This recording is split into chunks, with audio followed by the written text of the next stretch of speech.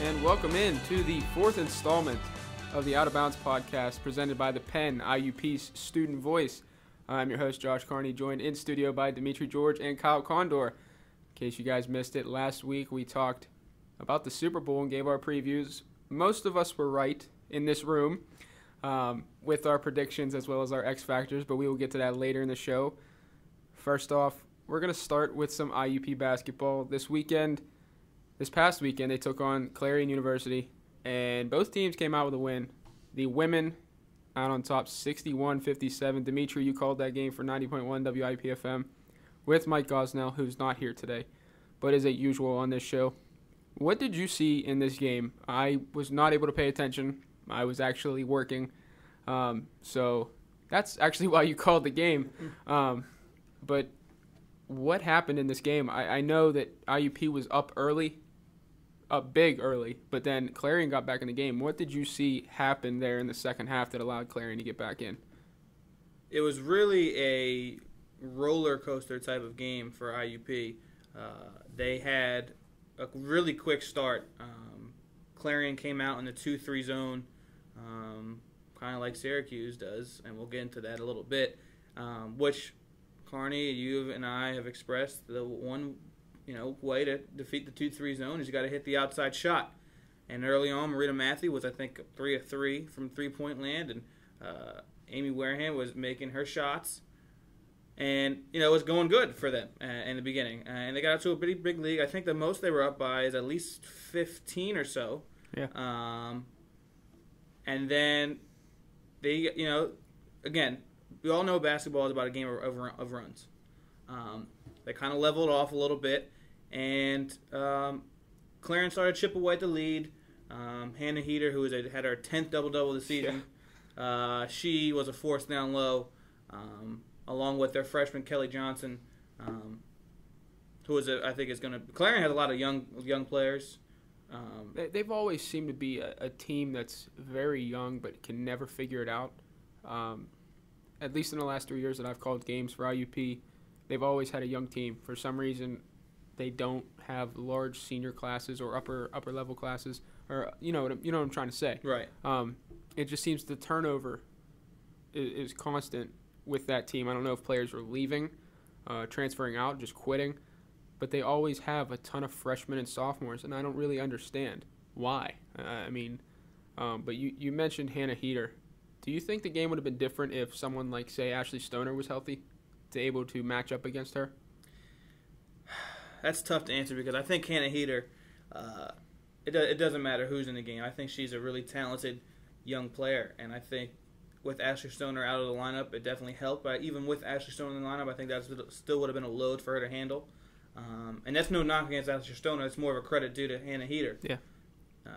Like I said, double machine. And to me, with looking at the game, like I said, every time Clarion kind of made a run, IUP was still able to knock down some shots, get to the free throw line. Taylor Watson had herself a nice game, very balanced. She was had 14 points, was able to get to the rack a little bit in the second half and finish, most importantly. And again, like I said, they got it to as close as 2 Clarion did. I think it was 59-57 with, I think, under a minute remaining.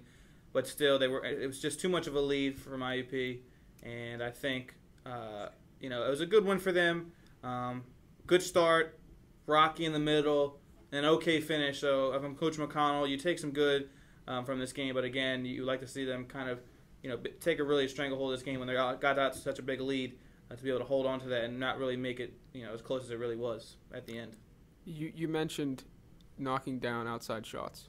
IUP was 10 of 24 in the game. Leslie Stapleton, the three-point specialist, 3 of 8. But you mentioned Marita Matthew, 4 of 7, all 12 points from beyond the arc. They shot 41% from deep. That's how you beat the zone. Kyle, you have anything to add with the women? Oh, absolutely. You asked a minute ago if Ashley Stoner not being there had anything to do with them struggling towards the end of the game. I don't think it was the talent of a player like Stoner, but I think the more this team deals with injuries, the more it becomes a stamina problem. I watched this team blow them out at the beginning of the game, and this is taking nothing away from Clarion, who really only played 6 players in the game, decent amount of minutes.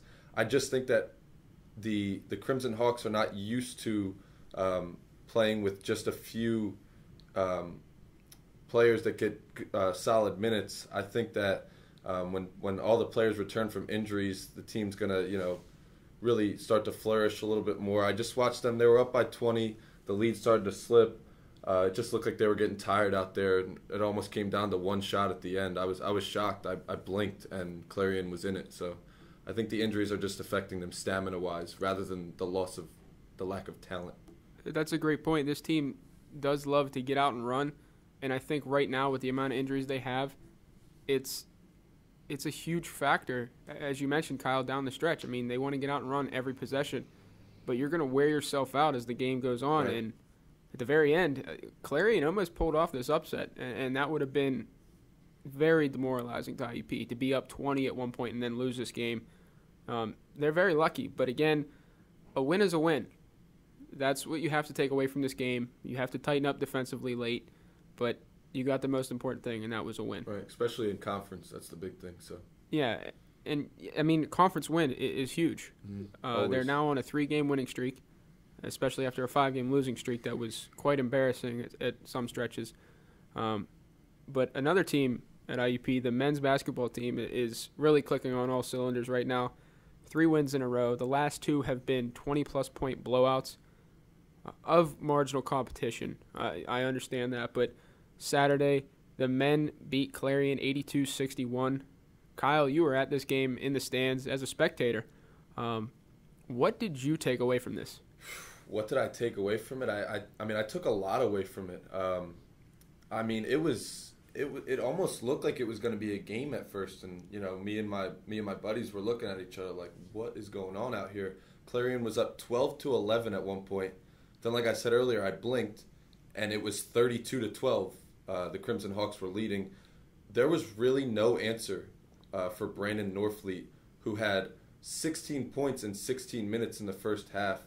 And he was really just driving to the basket. Like he was like a man amongst boys out there. He was 6 for 10 from the floor. Marcel Suburbio was grabbing boards left and right. It was 46-26 at the end of the first half, and it was.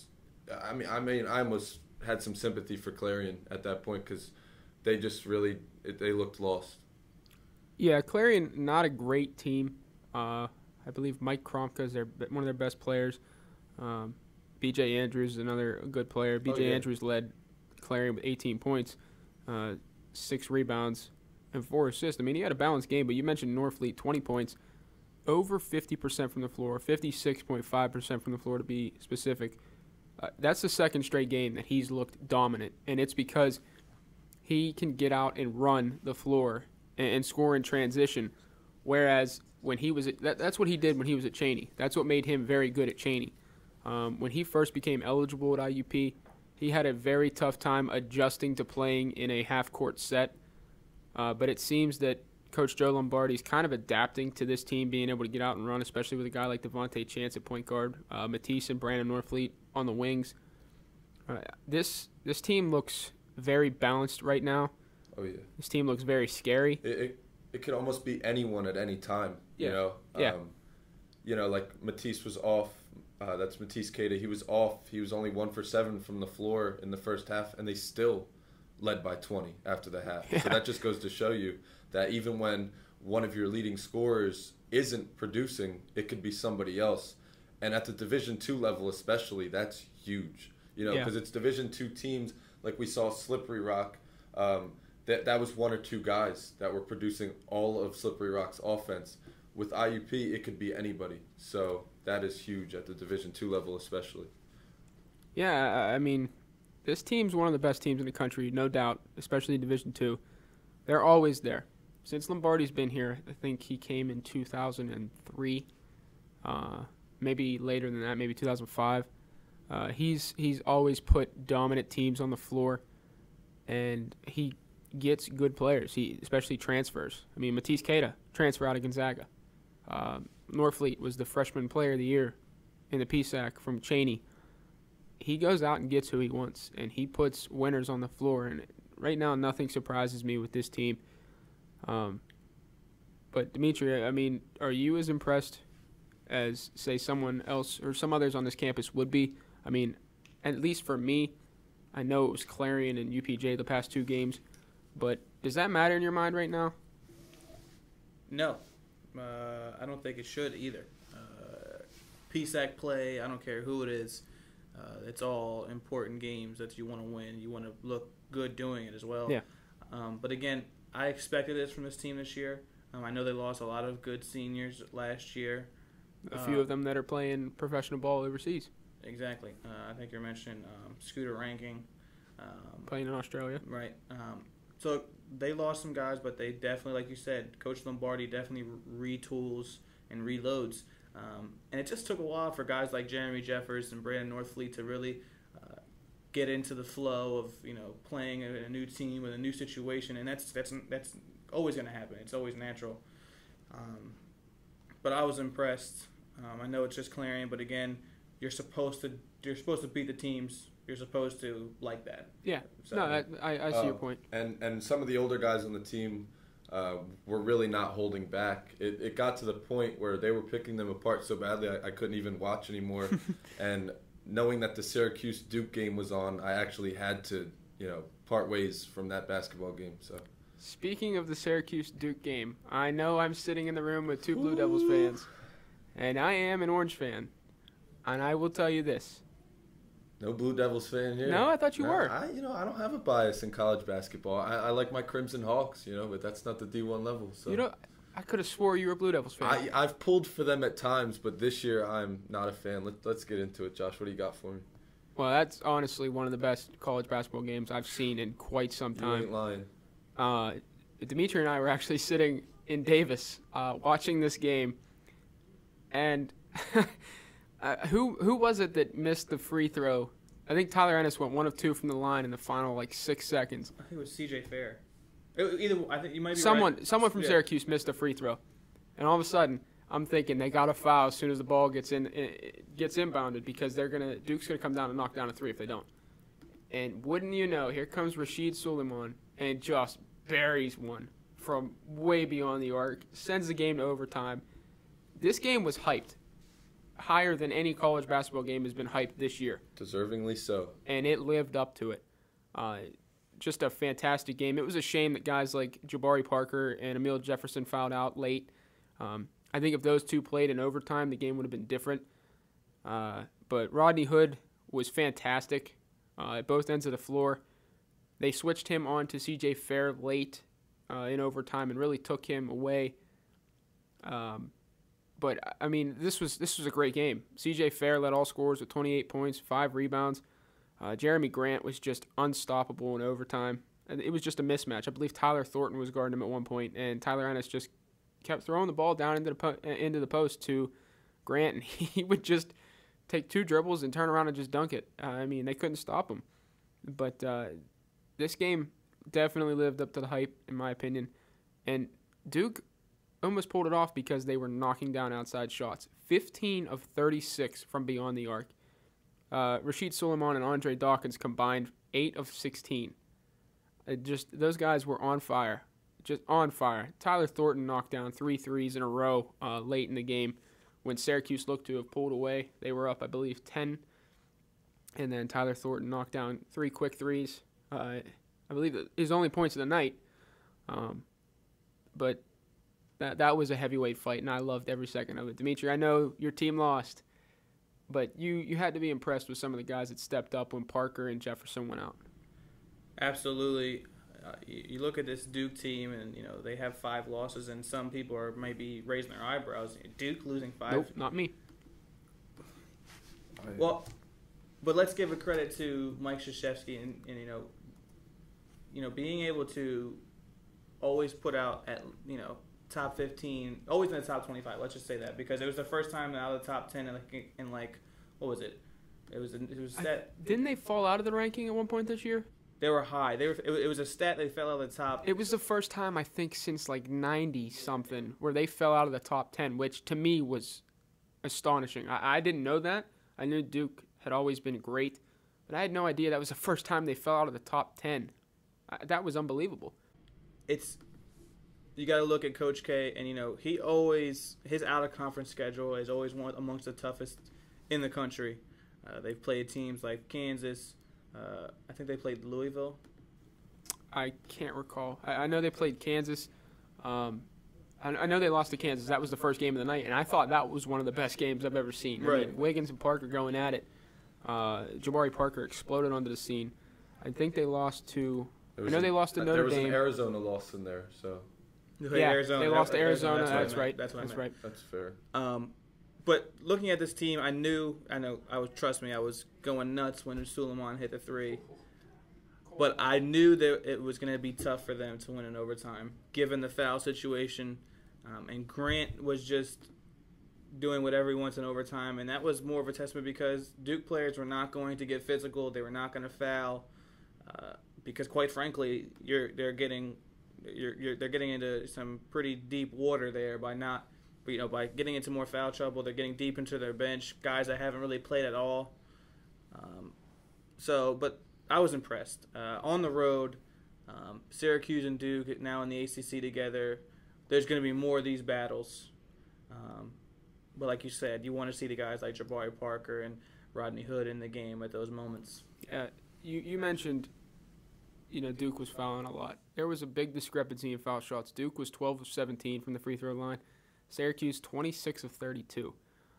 That could have been a little bit of home cooking. I'm not going to say it wasn't. I think the same thing will happen when Syracuse travels to Cameron Indoor Stadium here in a few weeks. Home teams are going to get the calls. That's how it is. But Jeremy Grant and Tyler Ennis combined 18 for 18. So Ennis was not the one that missed it. It was C.J. Fair-Dimitri that missed the late free throw. But when you have two guys perfect from the free throw line, when they 18 of 18, Grant 10 of 10, Ennis 8 of 8, they made more free throws than Duke shot. That's a telling stat right there. But I love this Syracuse team. They're deep, but they can be beaten if you knock down the outside shot. And we talked about that last week. If you can hit the three-point shot, you can beat this team. You can beat any team like that when they play a zone. But Kyle, what did you take away from this game? This was two heavyweights. You've hit everything on the head. You mentioned the hype of the game. You mentioned home court advantage. The two go together because there were 35,446 fans at this game. Obviously, the majority of them were Syracuse fans. That plays a factor. This game lived up to the hype so much. The Carrier Dome is set up where there's a basketball court in one area, the football practice facilities in the other area of the Carrier Dome. There are stands in both sides. There were people sitting in the upper deck of the football section, not even near the basketball court, just to be at this game live. And our opinion only goes so far, but take it from Jim Boeheim, who said there's never been a game as good as this one at the Carrier Dome that he's coached. And that's saying a lot. He's been there He's been there for a while. Yeah. And not only has he been there for all types of, Big East action and things like that, this is a regular season matchup. The two teams just now are in the same conference, and he's calling this the best game he's ever coached in the Carrier Dome. Let me elaborate more on the game itself. I love that the comeback came after Jabari Parker went out. Yeah. Everyone is so high on this kid just because he averages so many points, he averages all these rebounds. I think the real problem is that is not the style of play that Mike Krzyzewski coaches. The Duke teams of the past that have been great have had several players, like we said about the IUP Crimson Hawks earlier, that produce. This kid takes too many shots for this team to be successful. And just looking at this game alone, you have your two players, Jabari Parker and Quinn Cook, who were the two most hyped up Duke players coming into the season. In this game, probably their best played game of the season, unfortunately it was a loss against Syracuse, Jabari Parker and Quinn Cook combined 8 of 28 from the floor. Wow. That is awful. I think Quinn Cook at one point was like 1 of 9. He finished 2 for 12 and 1 for 8 from 3. Wow. The two of them combined were 1 from 9 for 3. 1 for 9 from 3. If he hits 1 3. how about don't take the threes? Yeah. That's what I'm saying. Give up, man. Yeah. This is not the style of play that we're used to seeing from Mike Krzyzewski. And, I think what you chimed in on Dimitri's comment saying people are disappointed in Duke, saying you weren't.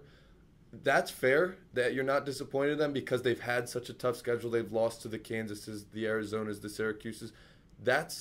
You're going to lose those games. But Mike Krzyzewski teams in the past win those games, especially with talent like this team has. The team does not fit his style of play. I'm so disappointed in how they've played so far. I just think that Jabari Parker and Quinn Cook both need to stop shooting as much as they do if this team wants to succeed. And that proved when Parker fouled out. That's when the comeback came. And that's taking nothing away from Syracuse, who played great. C.J. Fair, did anyone expect anything less from the senior who's been doing it for years? Not really. I mean, he definitely didn't have freshman numbers. He shot 12 for 20 from the floor. He only took 2 threes. So if you're going to win games that are scrappy and big time like this on a big stage, you're not going to just do it by chucking up shots. And if you are chucking up shots and missing like Parker was, you need to realize that you're playing at the Division I level for a school that's, been successful for years. You need to give that ball up to somebody else. This is not the NBA. And Jabari Parker mentioned staying after the season. I think it's time for him to just get to where he fits in at, and that would be the NBA. Kyle. Hey, let me hear it. Well, let me say, you made some valid points, and I'll tell you this. This is probably one of the first Duke teams I've seen in a while with so many athletes, so to speak. Guys like Rodney Hood, Jabari Parker. You don't have the John Shires, the J.J. Reddicks. The list goes on and on from Don't forget the long list of Plumlee brothers. Yeah, well, and one's still around. And what did he do? 0 shots in that game. He is not. He is not the better of the Plumlee he's the trio. Scrap pile But take a shot, dude. You've been in the system for years, and so have your brothers. That's what Duke's known for is developing players that just are out there to play true basketball, not just straight athleticism. But here's what I'm going to say. You want to talk about Jabari Parker taking a lot of shots and the athletes and the style of play. It's not going to change next year with that recruiting class that they're bringing in next year. They have the number 1, 4, and 11 overall recruits coming to Duke next year. It's actually changed 1, 4, 15, and 20. I real quick, Jahlil Okafor, the number 1 player in the country, center, has committed to Duke. Tyus Jones, point guard. Those 2 were a package deal. He's going to go to Duke. Justice Winslow, who could be the best player out of those 2, is committed to Duke. And Grayson Allen, the shooting guard, 6'4", has committed to Duke. So, unfortunately, might I add, I don't think that's what they're built to do is recruit high like that. I think that's more of a Calipari system where Calipari says, if you're that athletic, show me. That's Calipari's way. Mike Krzyzewski teaches the game. No, I see your point, and I'm going to throw this to you. What if Parker comes back? Okay. And I think that you were the one that mentioned to me in the beginning of the season that you thought originally that he was going to come back. Yeah. If he does, I mean, we could be talking about this best starting 5 in the country, hype-wise, on paper before they even tip off, ever. Or we could be looking at the second part of the Fab Five. My goodness. To me, I don't know.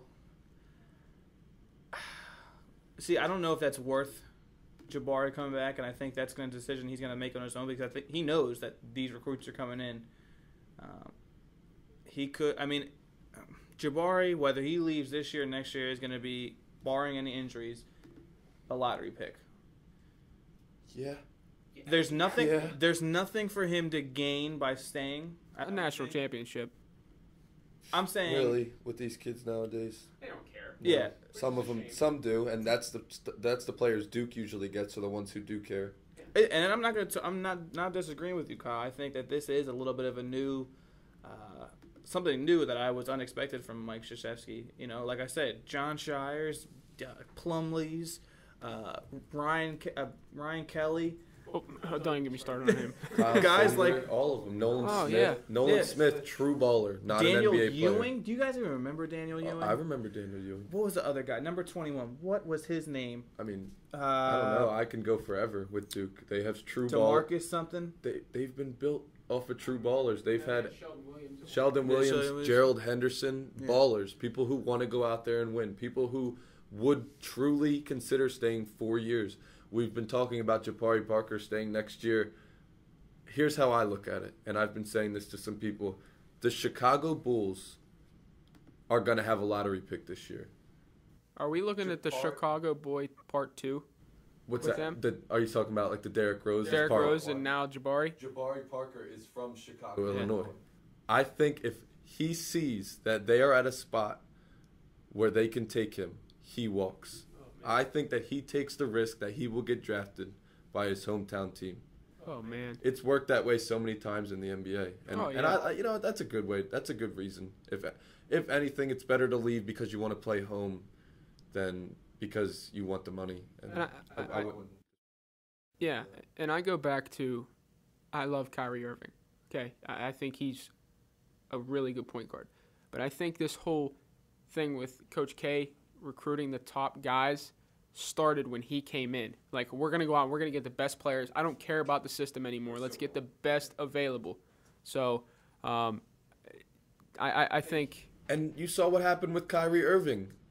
You know, I'm not going to get into it, but what happened? He came in as a freshman. Ironically enough, he was hurt for almost the entire regular season and came back during the tournament. Number one pick? That seems a little bit fishy to me. I'm not going to get into it. Speaking of injuries, on the college front, there was a huge injury that happened over the weekend. Arizona's power forward, Brandon Ashley, broke his foot, out for the year. Huge loss. He played 2 minutes in the game against Cal, which they ended up losing 60-58 on a last-second shot by Justin Cobbs. Arizona has fallen to number 2. Syracuse was the unanimous number 1 in the new releasing of the AP Top 25 today.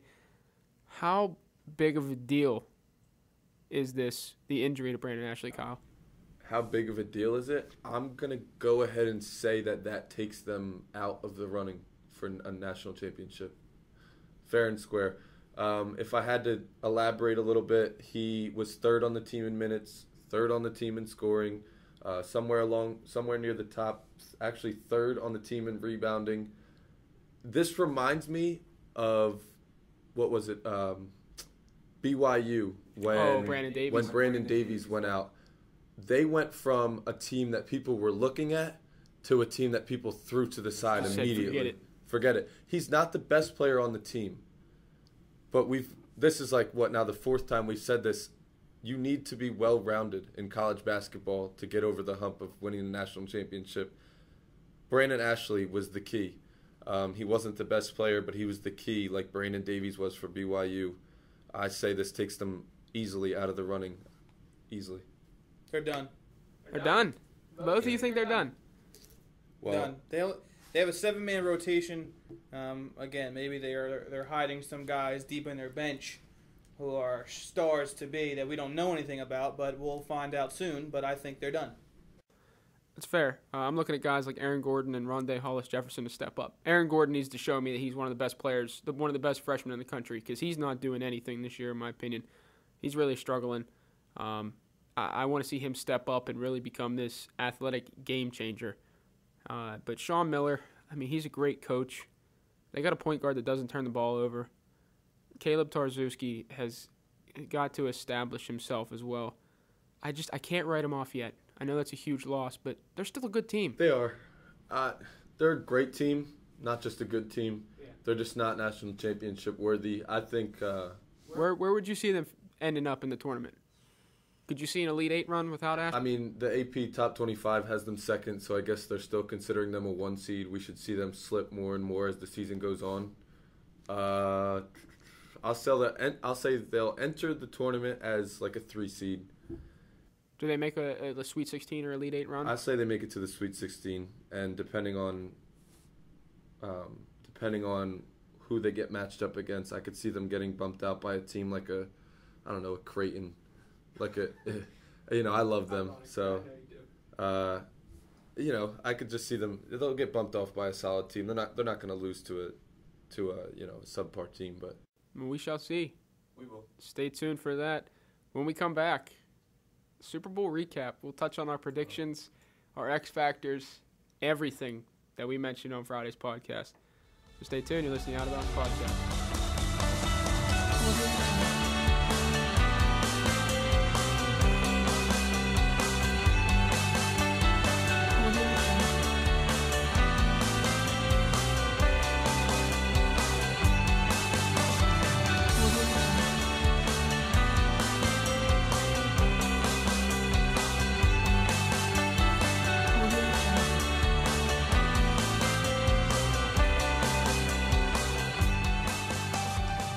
And welcome back to the Out of Bounds Podcast. As I mentioned before break, we would be talking all things Super Bowl here in the second half as our producer, Adam Clapp, steps into the studio.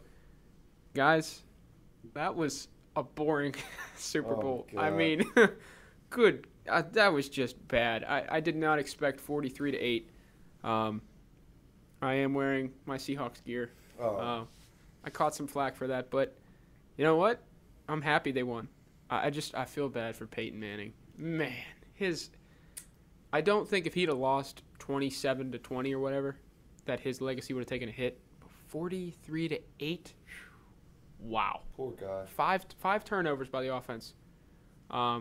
It got started right away with that first play. Yeah. I remember sitting there and it happened, and I remember being like, I'm gonna catch so much flack from Carney and everybody on the podcast because that was one of the worst offensive performances I've seen of that team.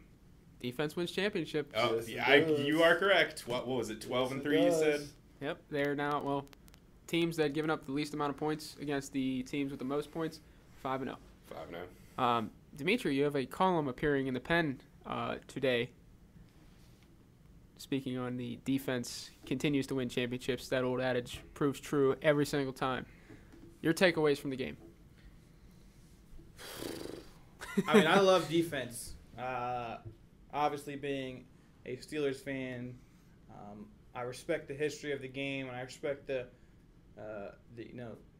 fact that the game is changing into an offensive game. But I remember, I know reading and watching old highlights of Steelers 70s, even defenses in the 80s, like the Bears. The Cowboys had their days with Charles Haley, Dion, Leon Lett, and all those boys. The Larry 49ers, Brown.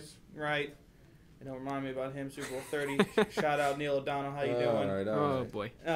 But yesterday's game, it just proved to me that the AFC was no match for the NFC. It wasn't even a competition for the NFC this year. The NFC, I mean, if you look at it like that, I don't know if the game would have been the same if San Francisco was in the game against Denver. I think San Francisco would have blown them out as well.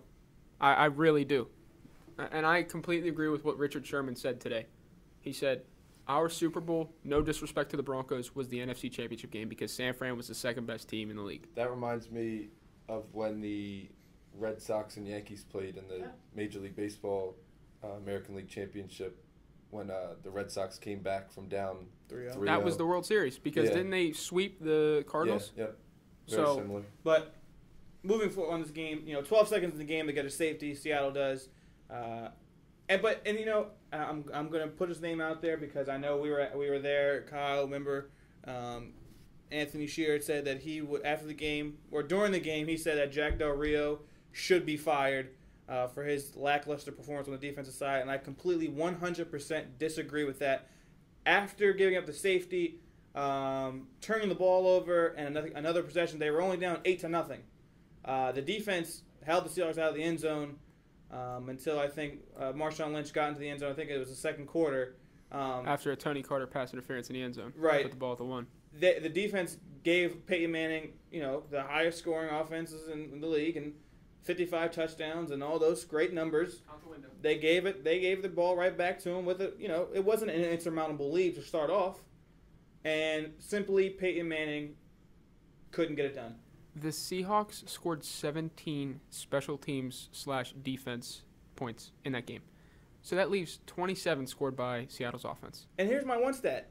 When it was 29-0, after the Percy Harvin opening kickoff in the second half return for touchdown. Which was atrocious. They should have just kicked the ball deep. We'll get into the X factors I'm sure in a little bit. But the Seahawks only had 9 first downs on offense. So it wasn't like they were just matriculating the ball down the field, and they were methodically, surgically. Russell Wilson, who was very efficient, I might add. So how are you going to call for the defensive coordinator to be fired? Yeah, they gave up their average on the year, 27 points. Right. How are you going to fire a guy for that? Your league leading offense, your history-setting offense, 8 points. The game could have been over in the first quarter, let alone halftime, if Denver would have gave up touchdowns as opposed to field goals. Yep. Seattle's defense, I'm sorry to cut you off, but Seattle's defense was too fast, and Denver hadn't seen anything like that all year, and it was evident from the start. Cliff Averill, Chris Clemens, Brandon Meebane, and the entire defensive line was running through that offensive line that Kyle, you had so eloquently put out that they only gave up 18 sacks to the Denver Broncos, but they had not seen, and he only got sacked once. Kyle, but the pressure. We talked about that. Kyle, you mentioned the pressure. That's a very underrated statistic, and Manning's never seen that much pressure. Yeah, and you mentioned that the Seattle Seahawks offense only scored 27 points, and to back up Jack Del Rio even more, most of those points were scored on drives that started from like the 40-yard line. Their average field position was, I think, 43 yards at Yeah, one point. I leaned over to Dimitri at one point during the game, and I was like, dude, I don't think we've seen an actual drive yet in this game. The Seahawks had 341 total yards of offense. How are you going to can a guy for that? That's normal in this NFL nowadays. That argument has no relevance. I mean, he has nowhere to gain ground on that.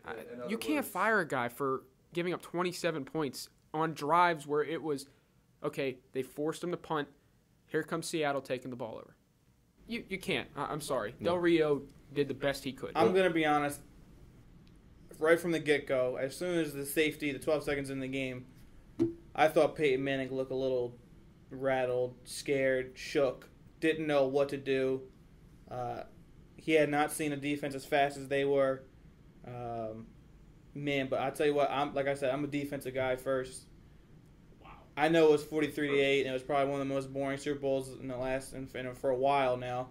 But it was fun to watch defense. I love hard hitting. I think the game-setting tone, or so to speak, whatever you want to call it, was the Cam Chancellor hit on Demaryius Thomas when he ran that cross around. I think that was his first catch of the game.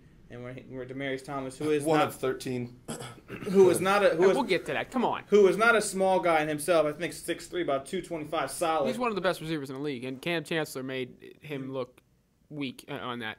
Granted, it wasn't something that he depleted him. He just knocked him off balance, and Thomas fell.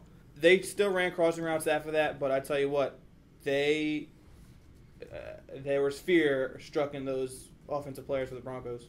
To me, the guy who let Denver down the most was Adam Gase. That is one of the worst game plans I've seen. You can't run crossing routes on Seattle. You can't run go routes down the sideline against that team. What worked, and Kyle mentioned this, the screen pass. And they ran it 7-8 times. They gained first downs every time they ran the screen, and they stopped running it. It was one of the worst game plans I've seen. If I were Adam Gase, I'd be kicking myself today, tonight, the rest of the week, the rest of the offseason, because he could have had a head coaching job, and he turned it down, and now he looks stupid for doing it. Oh, yeah, you just took the words right out of my mouth. I mentioned last week that I said he must be doing something right after we all said that it's really Peyton Manning's offense.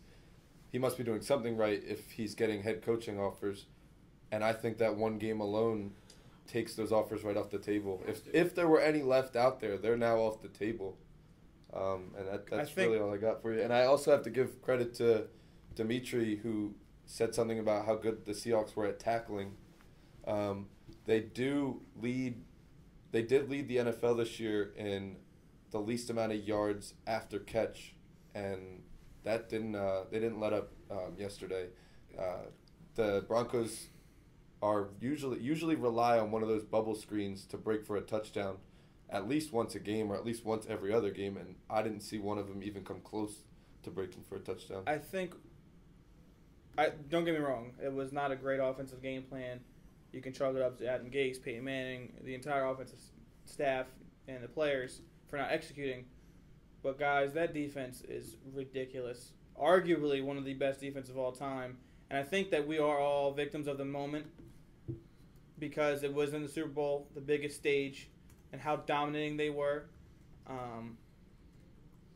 I mean, even it doesn't matter if it was a Super Bowl to me. That could have been a preseason game, and I would have been like, wow. Because again, if you look at it, there's a bunch of misfits on that defensive team. Speaking of preseason, Seattle beat Denver in the preseason 40-10, right? Yeah, yeah, and it's a bunch of fourth, fifth, sixth, seventh round undrafted guys. Kyle, I'm gonna kind of piggyback off what you were saying about Syracuse and Duke. Guys that Mike Krzyzewski really coaches the game and the fundamentals of basketball. Pete Carroll, USC guy, college guy, really preaches on fundamentals and gets guys in that organization that want to learn, want to be fundamentally sound, and want to win. Who knew? I knew who he was. I'm sure you guys did. Who knew Malcolm Smith? I'm sure we're going to get into him a little bit. Who knew that the defensive MVP? Who knew him, honestly? I did. My hand's not up. I've watched USC for a while, since Pete Carroll went to USC. He was a young kid when he first went there, and I thought, 7th round guy. Yeah, and I honestly never expected him to play in the NFL because he wasn't that good in college. Now he's a Super Bowl MVP. Incredible. I don't think he should have won. We'll get into that. Yeah, but good for him. Don't quote me on this. I think he was the 34th linebacker chosen in the 2011 242nd pick, and I think he was the 34th linebacker. Yeah. So Unbelievable. 33 linebacker needing teams passed up on the Super Bowl MVP of last night's game. This defense, the secondary is going to get the headlines, but it was really the pass rush. You never really see Peyton Manning look that off. Obviously he's 11-12 in the postseason now, 1-2 in the Super Bowl. His biggest knock has always been he can't win the big one. His first interception to Cam Chancellor was it was a duck that we talked about on Thursday, and it was an overthrow. Yeah. And I'm just sitting here, I honestly, I picked Seattle to win. Obviously, I did not pick it 43-8. But I'm sitting here, I'm like, here we go. I just see a Peyton Manning just losing it all early in the game, even after the state. Like I said, I didn't think he looked right and from the get-go, and I wasn't expecting it that bad. But once I saw the safety and I saw he just wasn't on that 4th and 2 at the end of the first half. It didn't even come close to Demaryius Thomas. It was just not Peyton's day. Peyton has got to take some of the blame for this loss, and I'm sure he will. He will be the first one to tell you he needs to play better. Well, he was just downright garbage, in my opinion. I'm kind of sick to my stomach for him. I love Peyton Manning. I think he's one of the greatest to ever do it. But if you were to tell me that he'd look that bad, obviously his legacy's going to take a hit. But not defending him whatsoever, I think any quarterback that played in that game against Seattle with the way they were playing would have looked horrible. Tom Brady would have looked just as bad, in my opinion. I'm serious. Ben Roethlisberger would have looked bad. It's just that defense is that good. I was going to ask you guys if did Denver play any NFC teams, because they do crossplay still, correct? How they looked this year is what I was wondering. They played the East, the NFC East. They played Philadelphia, Dallas. The so powerful NFC East. The Denver Broncos. The NFC least. Yeah, the NFC least. That's a good one. Here we go. They played the Giants week 2, won 41-23. They played the Eagles. They won 52-20. They played the Cowboys in Dallas. That was the shootout, 51-48. How you doing late game again, choke? Yeah, and then they beat the Washington Redskins week 8, 45-21. I preached this all year long. The Denver Broncos and the entire AFC West, I don't know. I do know how they come up with the schedule, but geez, did they get lucky. Their schedule was a joke, and they made it look like a joke. I'm not taking anything away from them. It's not like they played it as if it was a tough schedule. But they did blow out teams every week. I think they got too much credit. That schedule was a joke. And look who they lost to, all the teams that were in the playoffs. They finished the regular season 13-3, and their losses were to the Patriots, the Colts, and the Chargers. All of the other AFC playoff teams that remained at the divisional round. They were able to beat them when it mattered. But look what happens when they played a legit smash mouth defense. It's just they got there,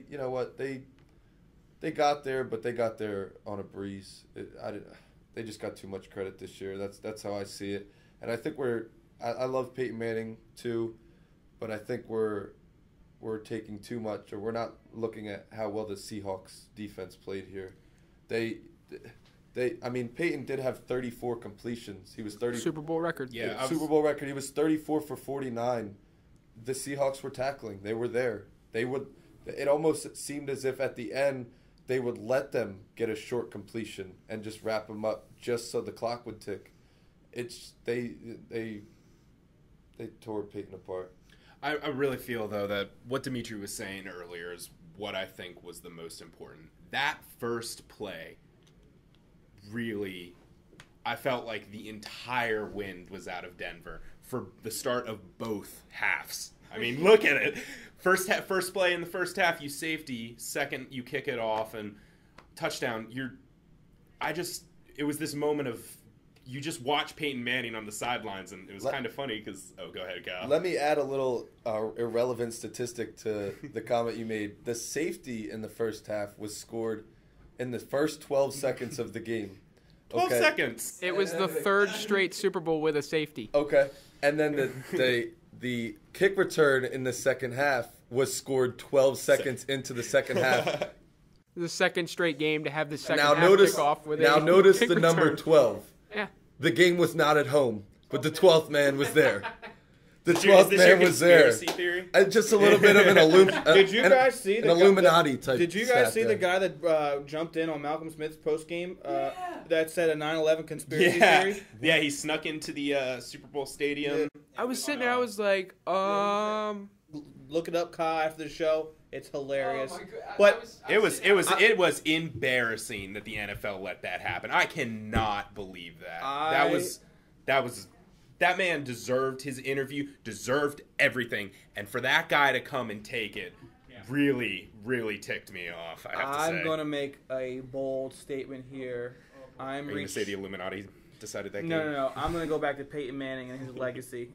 But last episode, you asked us what, depending on the outcome of this game, what would that do to Peyton Manning's legacy? I said if he won, he'd be number one because he had won with two different teams the Super Bowl. I said if he lost, he would have been number 3. He's not number 3. Here's my thing. don't Give it tell to me him. you have a certain quarterback. I don't have names in front of him. It's hard to say he's not top 5. He's definitely top 5. He's not 3 for me. But it's all depending on what do you like. Are you a numbers guy or are you wins losses? I'm a wins losses kind of guy.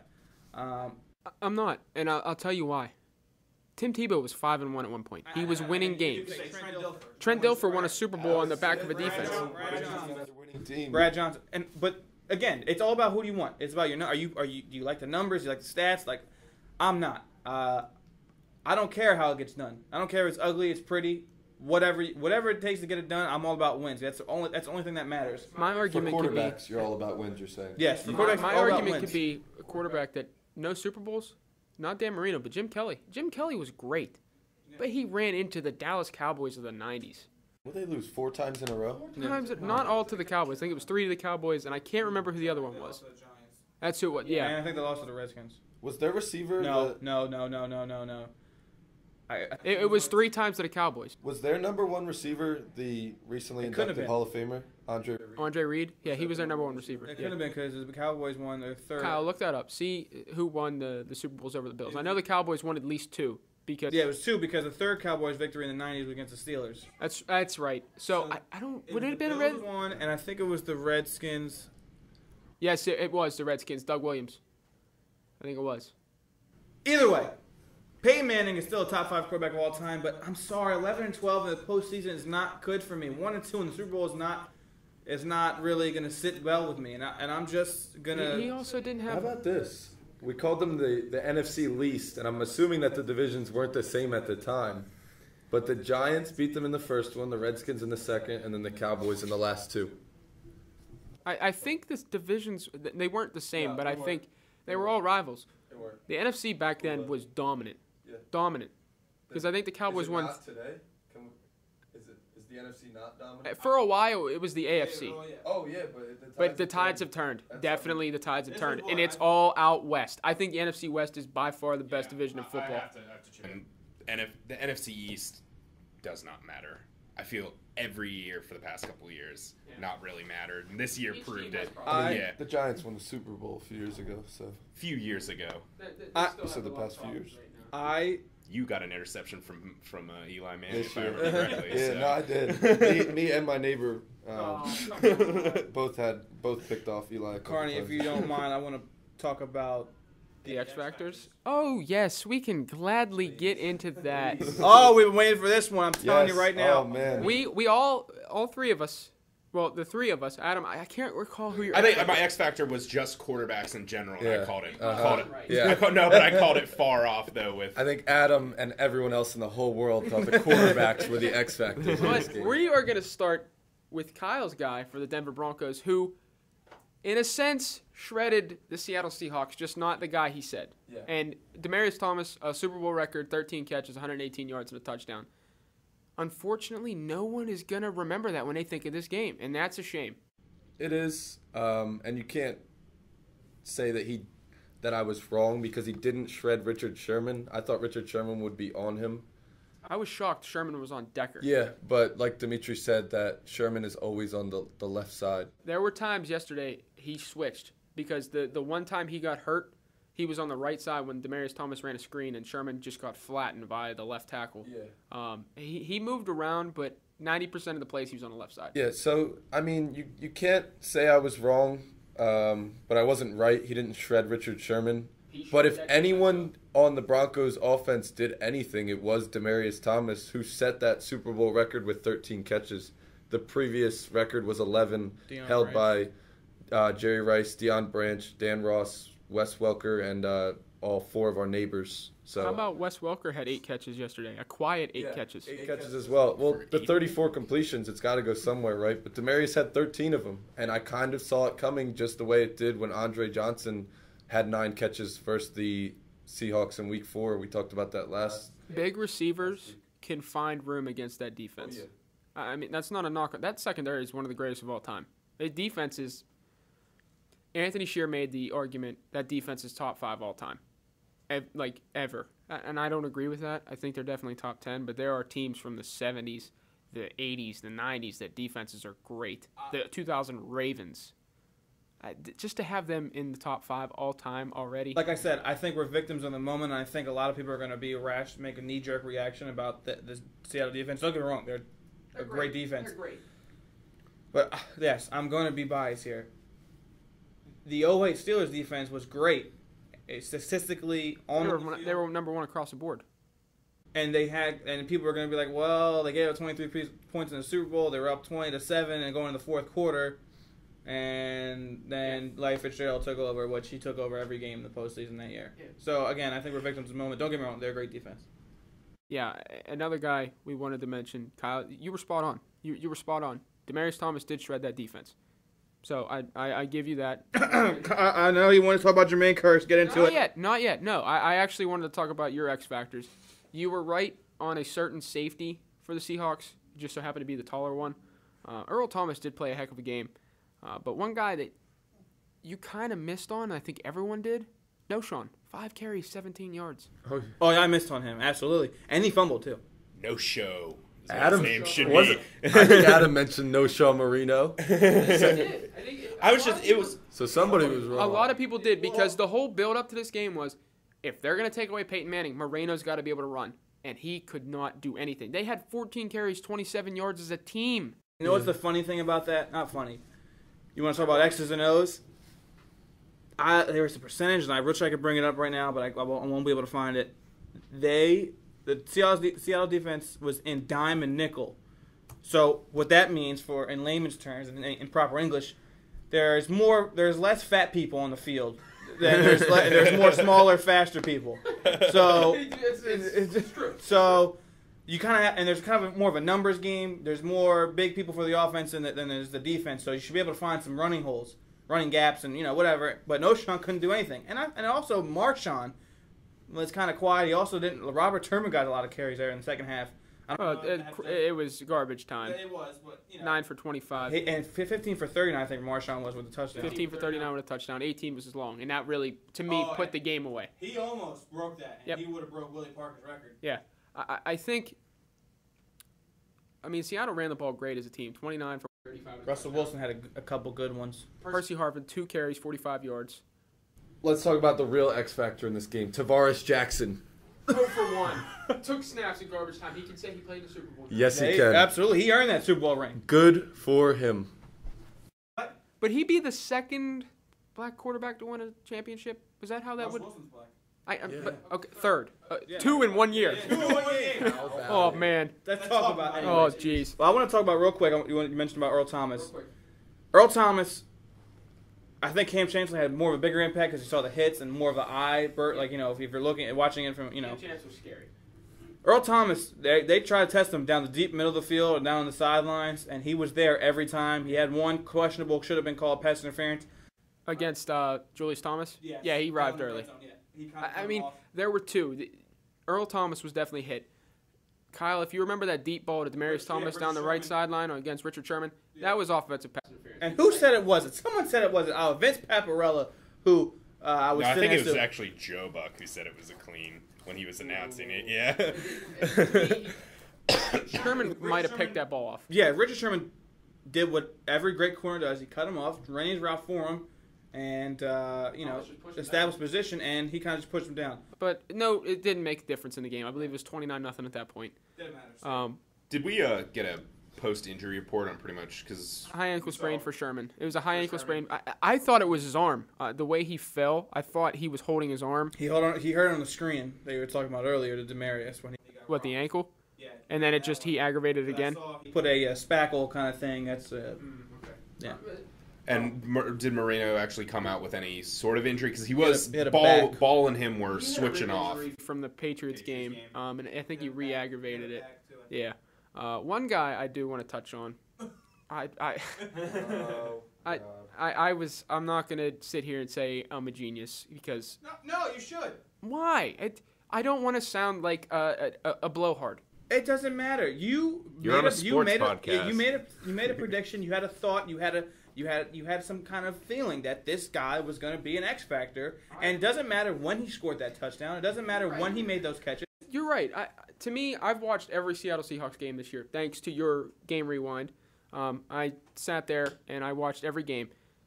In big spots, if Doug Baldwin's covered and Jermaine Kearse is on the field, that's where Russell Wilson's looking. Russell Wilson and Jermaine Kearse came in, and they worked really hard. Wilson loves Kearse. And he's not the biggest, the fastest, the biggest name, but he makes key catches. And we were actually in a group message going back and forth, and Kyle, you were dogging me. You were, oh yeah, he's really killing it. Next thing you know, he catches that pass, spins out of it, and scores, and I'm just like... I was dogging you because you said that 9 catches wasn't shredding a defense.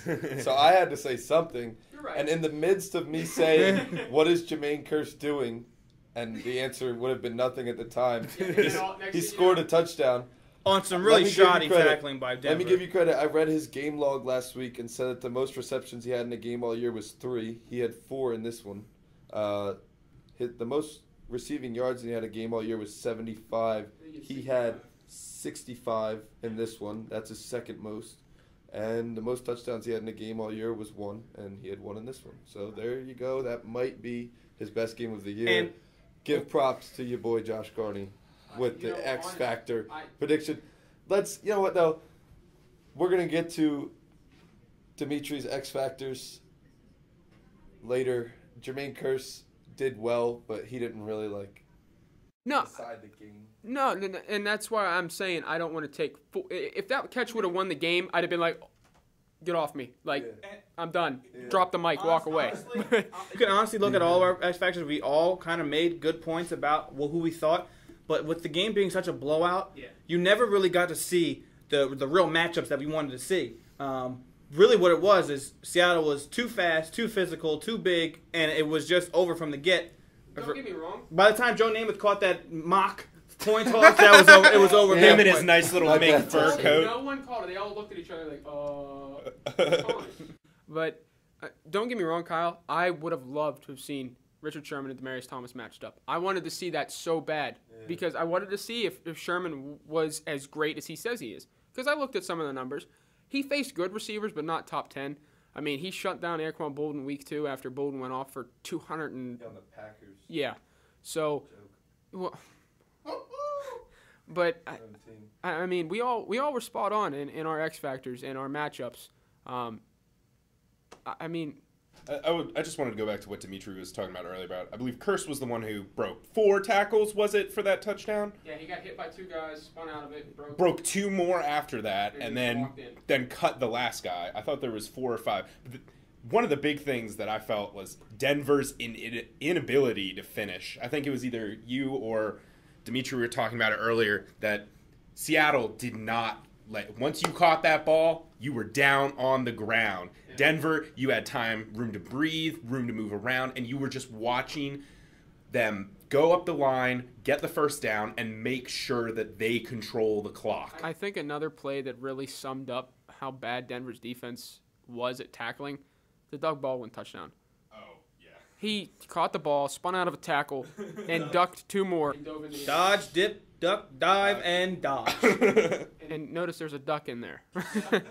We haven't said a word about Percy Harvin, have we?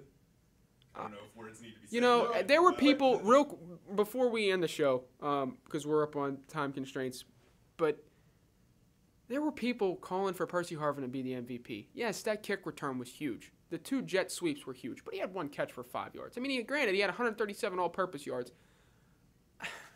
I was all for either Cam Chancellor or Malcolm Smith or Earl Thomas to be the MVP, or maybe even Russell Wilson. I thought it would have been a travesty if he won over one of those 3 guys. It had to be a defensive guy. It had to be because it was so dominant. But for some people saying the kickoff return summed up the entire domination, dude, they were up 22-0 at halftime. Denver could not do anything. You can't say what they wanted and couldn't do on air. They couldn't do jack. Yeah, that's why I changed my sentence. I'm good at that. I won't do it. I'll say it. That kickoff return, I think, was the dumbest decision Denver made all night. Because, guys, think about it. If you don't want a game-changing guy to have the ball in his hands, what do? You kick it through the back of the end zone. Hauschka did it all night. They squib kicked it. Or not squib kicked, but pooch kicked it. He caught it at the 12 and had all day to make people miss. I remember Dimitri said... We were talking about X Factors, and out of nowhere, Dimitri brings up the kickers last week. Hauschka had a heck of a game. He really did. He even it got overturned eventually, but even recovered a fumble at one point that got overturned. I'm not giving it up. Yeah, and I'm over here saying don't bother the kickers, but hey, they make differences sometimes. I mean, Matt Prater, I know he's overhyped because he kicks it mile high half the year, but he led the league in touchbacks. You mean to tell me he couldn't boot one through the back of the end zone? I honestly really feel they're trying to see if they can get a lucky bounce and get the ball in a short field. I think they were trying to pooch it, see if they could get Percy Harvin running up really fast, and he would overrun it. Ball bounce out, crazier things that happen, kind of like a New Orleans Saints Colts Super Bowl surprise onside. And I think they were just trying to get a lucky bounce. Let me ask you this: you wanted lucky bounce real quick before we end the show. Why not just go for the onside? I mean, granted, you'd be giving Seattle a short field. You're down 22-0 at this point. If Seattle scores, game's over, in my opinion, because you hadn't done anything offensively. You're facing the number 1 defense. You kick the ball to one of the most dangerous guys in the open field in football, and he just smoked right through the middle of that field. I really believe that people with Seattle's coaching staff at halftime really said, be aware of this. I don't remember who was out on the kickoff that on terms of the front line. I don't know if they brought any guys maybe on the hands team, but I think they were definitely aware that a possibility of a surprise onside. So I think Denver tried to counteract that and maybe run something little, try to get something in the corner there, trying to get a big guy to catch it. I think Prater maybe hit it too hard, and I really think that he was really trying to kind of pooch it in the area. Higher in the air. I mean, that to me right there just sealed it. But you guys have anything else to add? Because this is the end of football talk here until at least the draft. Do I have anything to add? Syracuse at Duke, February 22nd. Oh, yeah. Stay tuned. Can we please Wait, real quick. Yeah. I think we can all agree that I think the Bruno Mars' performance was probably the Man, best what part. was with How the Red about Hot that? Chili Peppers just coming out for all of one song? Yeah, Let's have this. You didn't middle like it? You transition. didn't like it? It was good. But you didn't see. You kind of made a face. You didn't like it? I didn't really pay attention. I was still in shock from the first half. I texted Kyle right at halftime. I was like, pure domination for 30 minutes. I was still trying to process what I just saw because the best offense in the history of football was shut down. It was a good performance, but I wonder if the players listened to the performance. I don't Because know. are you really in the locker room getting hyped to just the way you are? Like, what are they like looking each other in the eyes like, babe, like we need to get this together? Like, Maybe Peyton Manning was looking in the mirror like, this is who you are. I think at one point I seen Peyton look up to Eli in the press box, This which is what it feels like that- to suck. just, yeah, you it's saw just the one of way you memes? are. He said. He's on the phone with upstairs guys upstairs in the box, and then I think one of the captions was, "Mama come get me." Yeah. I think the best was still though. There's the intercut GIF on. I think it was our NFL today, the Reddit subreddit, and it was just the two Manning brothers' yeah. faces throughout the game, and it was.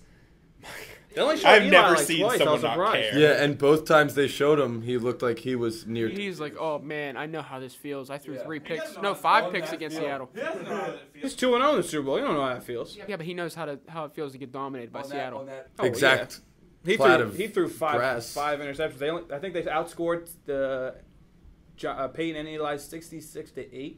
Yeah, the Seahawks themselves covered the over/under total for the game.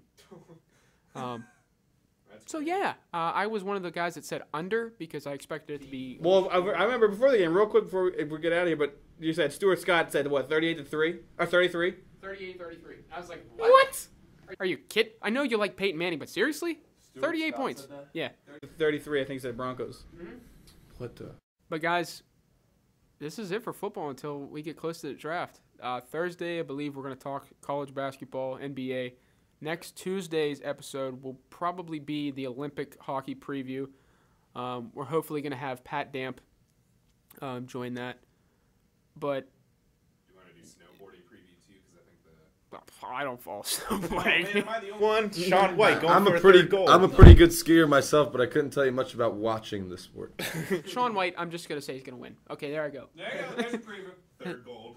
Really bold. And then the one chick got hurt, unfortunately, for the skiing team, right? What's it, Lindsey Vonn? Lindsey Isn't Vonn. isn't that Tiger Woods? Oh, okay, yeah. We can talk some golf. Yeah, okay.